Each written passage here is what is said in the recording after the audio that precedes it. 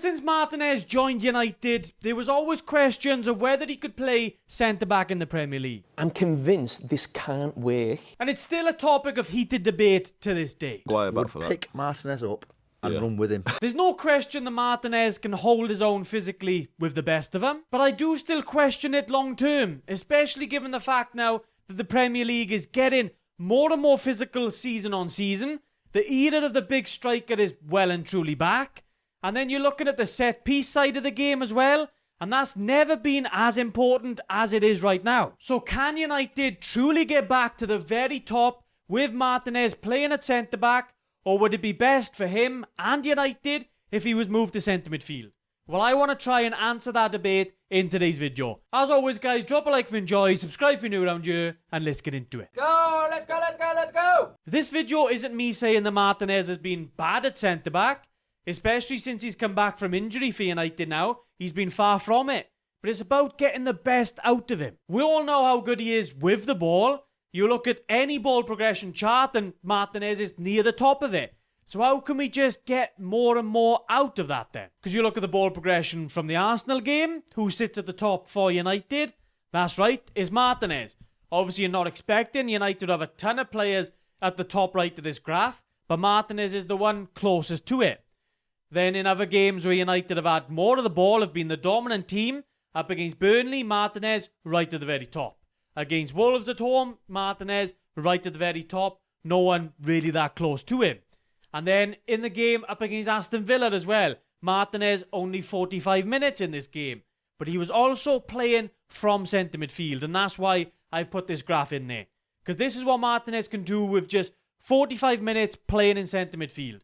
And that's pretty much the only real minutes we've seen Martinez have in centre midfield for United.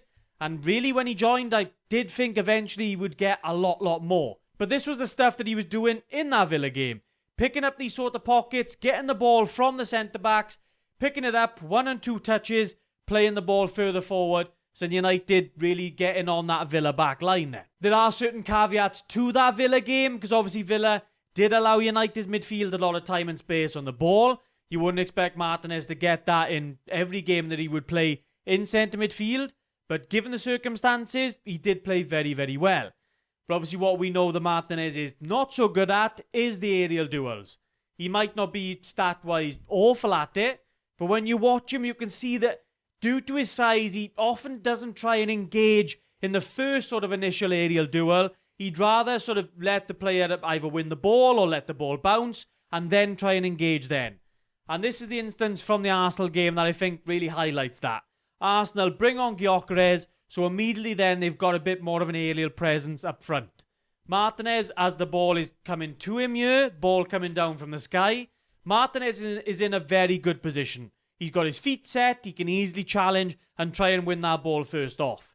But he doesn't. He allows Gyökeres to get in front of him, they both allow that ball to bounce, and then Martinez then is looking to pounce then after that ball bounces and try and win the ball then. But as he's got his hands all over Gyökeres, he ends up getting a little bit too physical. He ends up giving a free kick away instead. But when you go back and look at the first picture that I showed you, do you really think that Maguire would be letting this ball bounce? There's no chance in hell. Maguire, De Ligt, they would be there, try and win that ball first time, try and immediately get that ball back into Arsenal's half. So that's always the sort of little sort of drawbacks you're going to get when you have Martinez playing at centre-back. And then you also look at the role that Casemiro has had under Carrick so far, where he can venture forward at times from midfield, but largely he's doing that dictating job from deep, dropping in between the centre-backs whenever United have the ball. That does seem like a role as tailor-made for Martinez. You're still getting him picking his head up, playing the ball further forward, but then you're also reducing then the amount of aerial duels that he's involved in. Seems like a bit of a win-win. You're still obviously getting him involved in build-up then. We know his ground duels are very good, so it all sounds great. But we obviously know that it's not that simple. From midfield, there's so many different angles that he would have to reconsider. You don't necessarily get the same time and space on the ball to get your head up as you would from centre-back. And then he'd also have to be asked to cover a lot more ground from centre midfield as well. So I think that's the major area of concern of Martinez. Obviously, with his build, he's not the biggest ground eater you're going to find. Compared to the likes of someone like Amadou Onana, very, very different builds. And obviously it doesn't allow Martinez to cover that ground as quickly. And I think that's why a lot of other managers have looked at it, and that's why they've kept Martinez at centre-back. And also at 26 years of age now, it probably is too late for him. But I can't believe that no one's tried to transition Martinez into more of a centre midfielder before now. Ten Hag did use him for a chunk of games at Ajax, but as soon as he had some injuries, moved him into centre-back, and then we've seen Martinez really there ever since. But if he was paired with another midfielder in a midfield pivot with good ground coverage, then I just can't see why it really wouldn't work out. And for me, we can continue to pretend that having a 5'9" centre-back really isn't an issue. But if you're going to be playing a back four in the Premier League, I do think that it comes with huge risks. And that's why I always thought that Martinez in Amorim's back five was one of the only players to really thrive in that system.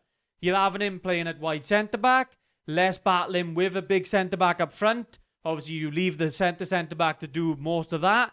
But from wide centre-back, he could step forward at times. He could play more with the ball, and then I think you get the best out of him. And that's why people have looked at it that he could potentially move into centre midfield. But obviously with United now playing a back four, having him at centre-back, as I've said, I do see risks there.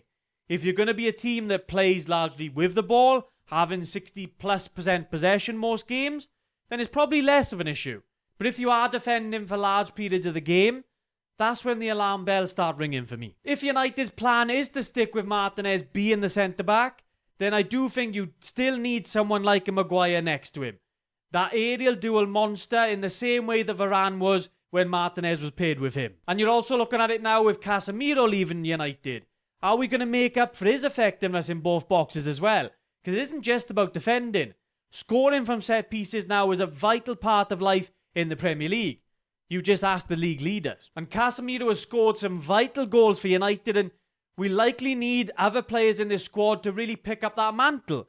So if you're going to keep Martinez at centre-back, it's up to the squad builders now, the recruitment team, to really make up now, get players around Lisandro Martinez that can make up, obviously, for the aerial side of his game. But you're still having him in there to do the passing side of things. That makes sense.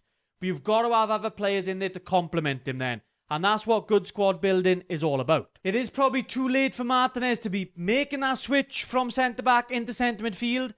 But I can't help but think whenever I watch him, there's a little bit of wasted potential there. Let me know what you guys think down in the comments down below. As always, drop a like if you enjoyed, subscribe if you're new around here. I'll catch you in the next one.